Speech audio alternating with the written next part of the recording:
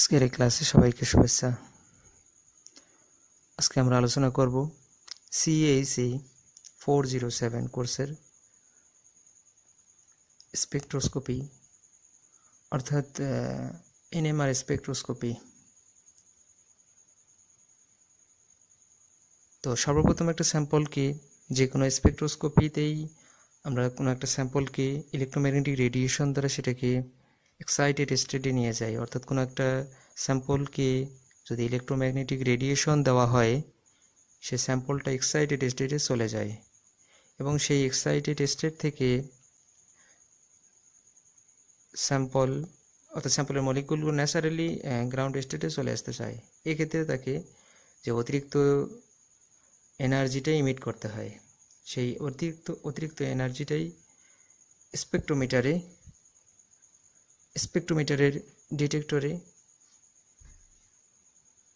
Detect করা হয় এবং এই স্পেকট্রোমিটারের ডিটেক্টর সেটাকে আবার স্পেকট্রামে পরিণত করে।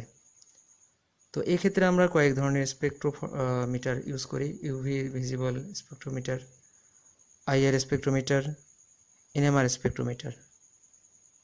তো ইউভি ভিজিবল স্পেকট্রোমিটারে আমরা সাধারণত মলিকুলের মধ্যে কনজুগেশন আছে কিনা অথবা কোনো ক্রোমোফোরিক গ্রুপ আছে কিনা এগুলো আমরা ডিটেক্ট করতে পারি। আর আমরা IR স্পেকট্রোমিটারের ক্ষেত্রে আমরা যে সেটাকে সে ডিটেক্টর দিয়ে এটা স্পেকট্রামে পরিণত করলো, সেটার মাধ্যমে আমরা ফাংশনাল গ্রুপ জানতে পারি। এবং পরবর্তীতে যে আমরা সাধারণত যেটা ইউজ করি এবং এটা অনেক বেশি পরিমাণে ইউজ করা হয় কোনো কম্পাউন্ডের স্ট্রাকচার বের করার জন্য, সেটা হচ্ছে NMR স্পেকট্রোস্কোপি অর্থাৎ NMR স্পেকট্রোমিটার। এক্ষেত্রে আমাদের কয়েক ধরনের NMR স্পেকট্রোমিটার আছে। আমরা সাধারণত আমাদের কোর্সের ক্ষেত্রে আমরা এখানে প্রোটন NMR আলোচনা করব আর হচ্ছে কার্বন NMR আলোচনা করব। তো প্রোটন NMR স্পেকট্রোস্কোপি আমাদের এই কোর্সের মেইনলি যে ডিসকাস করার বিষয় সেটা হচ্ছে প্রোটন NMR আর একটা হচ্ছে কার্বন NMR। তো প্রোটন NMR স্পেকট্রোমিটার এটার মাধ্যমে কোনো একটা স্যাম্পলের যে মলিকুল আছে এই মলিকুলগুলোর মধ্যে কতগুলো হাইড্রোজেন আছে, কি পরিমাণ হাইড্রোজেন আছে এবং কত রকমের হাইড্রোজেন আছে, অর্থাৎ কেমিক্যাল এনভায়রনমেন্ট, হাইড্রোজেনগুলোর কেমিক্যাল এনভায়রনমেন্টগুলো আমরা জানতে পারি। এবং এটাও জানতে পারি যে একটা হাইড্রোজেনের পার্শ্ববর্তী কার্বনের সাথে কতটা হাইড্রোজেন যুক্ত আছে। একটা কার্বনের যে হাইড্রোজেন আছে সেটার পার্শ্ববর্তী কার্বনের যে হাইড্রোজেন আছে সেই পরিমাণটা কত সেটা আমরা জানতে পারি। অথবা একটা হাইড্রোজেনের পার্শ্ববর্তী কোনো ফাংশনাল গ্রুপ আছে কিনা এটাও আমরা জানতে পারি প্রোটন NMR স্পেকট্রোমিটারের মাধ্যমে। কার্বন NMR স্পেকট্রোমিটার এটার মাধ্যমে আমরা কোনো মলিকুলের মধ্যে কতটা কার্বন থাকে, কার্বনগুলোর সাথে এরকম কোন ধরনের ফাংশনাল গ্রুপ আছে অথবা ফাংশনাল গ্রুপ থেকে কার্বনগুলো কত দূরে অবস্থান করে এগুলো আমরা জানতে পারি। তো আর একটা আমরা মেথড ইউজ করি কোনো কম্পাউন্ডের স্ট্রাকচার ডিটারমিনেশনের ক্ষেত্রে, সেটা হচ্ছে মাস স্পেকট্রোমেট্রি। এটা আসলে স্পেকট্রোস্কোপি না, এটাকে বলা হয় স্পেকট্রোমেট্রি। কেন স্পেকট্রোমেট্রি বলা হয়? এটা মাস স্পেকট্রোমেট্রির যে ক্লাসগুলো হবে সেখানে আলোচনা করা হয়। তো আমাদের যেহেতু ক্লাসের মধ্যে আলোচনা করার বিষয় হচ্ছে NMR, সেহেতু আমরা NMR নিয়ে আলোচনা করব। তো NMR যা বলা হয় যে নিউক্লিয়ার ম্যাগনেটিক রেজোনেন্স স্পেকট্রোস্কোপি। এখানে একটা গ্রাফের মধ্যে ফ্রিকোয়েন্সি অ্যান্ড ইন্টেন্সিটি আরেক দিকে দিয়ে এটা একটা স্পেকট্রাম প্লট করা হয়, এটার নাম হচ্ছে NMR স্পেকট্রাম।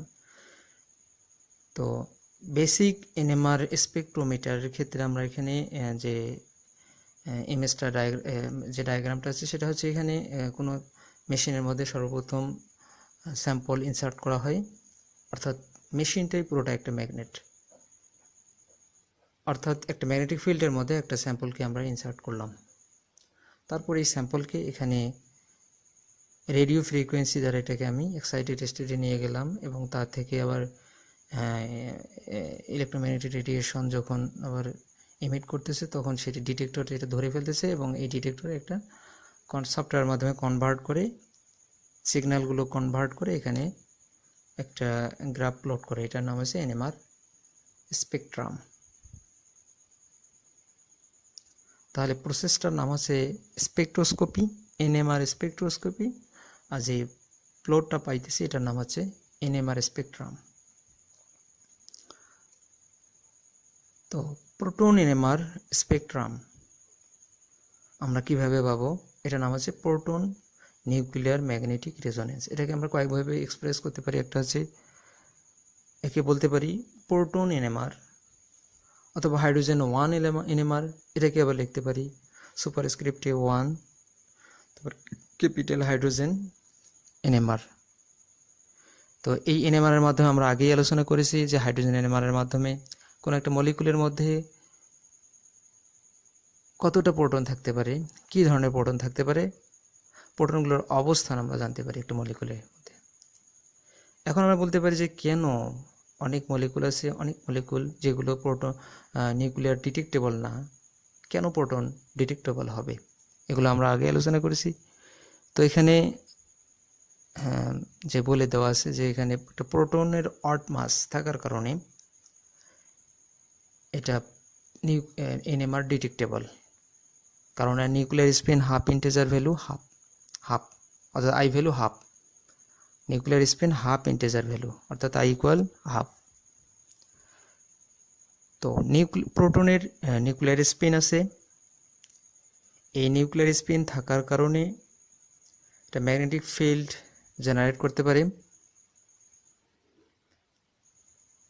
যখন এই প্রোটনকে এক্সটার্নাল ম্যাগনেটিক ফিল্ডের মধ্যে রাখা হয় তখন এটা একটা বার ম্যাগনেটের মতো কাজ করে। অর্থাৎ একটা বার ম্যাগনেট যখন রাখা হয় তখন এটা দুইটা প্রান্ত থাকে, একটা হচ্ছে সাউথ পোল আর একটা হচ্ছে নর্থ পোল। এই কারণে আমরা যে এখানে ম্যাগনেটিক রিজিয়নগুলো আমরা এইভাবে দেখতে পারি একটা বার ম্যাগনেটের ক্ষেত্রে।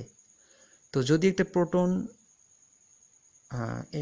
প্রোটনও যখন ম্যাগনেটিক ফিল্ডের মধ্যে রাখা হয় তখন এটা বার ম্যাগনেটের মতো কাজ করে, অর্থাৎ একদিকে সাউথ পোল নর্থ পোল কাজ করে এবং ম্যাগনেটিক রিজিয়নগুলো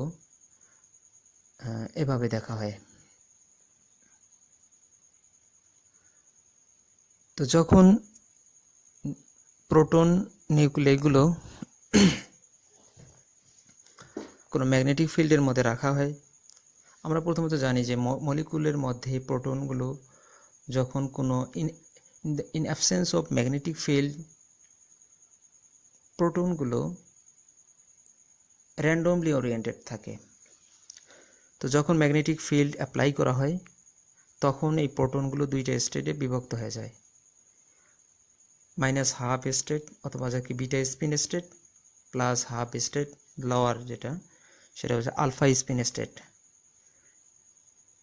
তো এগুলো কি হয় যে oriented nuclear spin in external magnetic field, এই অবস্থায় থাকার ফলে যখন আমরা ইলেকট্রোম্যাগনেটিক রেডিয়েশন অর্থাৎ এনার্জি, যখন আমরা এখানে যেহেতু এদের মধ্যে এনার্জি সেপারেশন ডেইলি, এনার্জি ডিফারেন্সটা হচ্ছে ডেইলি, তো আমরা যদি এখানে এমন কিছু এনার্জি অ্যাপ্লাই করি যেটার কারণে এটা এই এনার্জিটা অতিক্রম করতে পারে নিউক্লিয়াসগুলো, তো সেটাই হচ্ছে ইলেকট্রোম্যাগনেটিক রেডিয়েশন। যখন আমি দিতেছি তখন এই এনার্জিটা এই নিউক্লিয়াসগুলো এক্সাইটেড হয়ে যায় এবং সেটা হায়ার এনার্জি স্টেটে চলে যায়।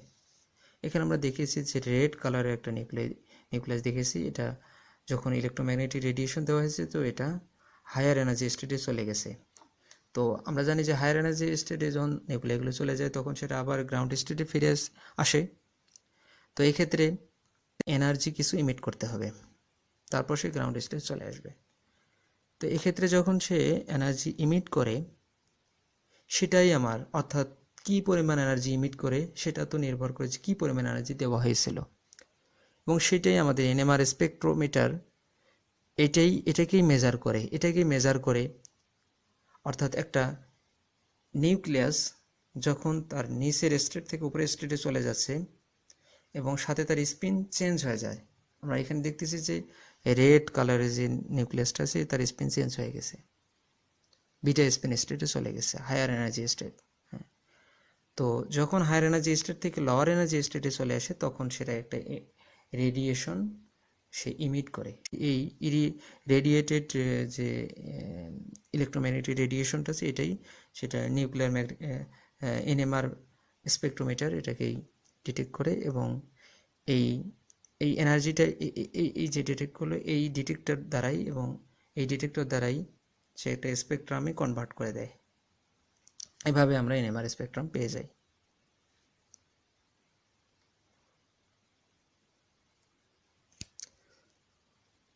তো এখানে যে স্পিন নিউক্লিয়াসগুলো লোয়ার এনার্জি স্টেট থেকে হায়ার এনার্জি স্টেটে চলে যায়, এটাকেই বলে ফ্লিপ করা, স্পিন ফ্লিপ এটাকেই বলে। এবং যখন এনার্জি একটা যে এনার্জি দিলেই এটা এই একটা নিউক্লিয়াস নিচে লোয়ার এনার্জি স্টেট থেকে হায়ার এনার্জি স্টেটে চলে যায়, যখন চলে যায় তখন এই অবস্থাটাকে বলা হয় রেজোনেন্স। তখন এই অবস্থাটাকে বলা হয় রেজোনেন্স, অর্থাৎ এই অবস্থাকে বলতে পারবো যে নিউক্লিয়ার ম্যাগনেটিক রেজোনেন্সে প্রোটনটা গিয়েছে। তো আজকে লেকচার এই পর্যন্তই। সবাই ভালো থাকো।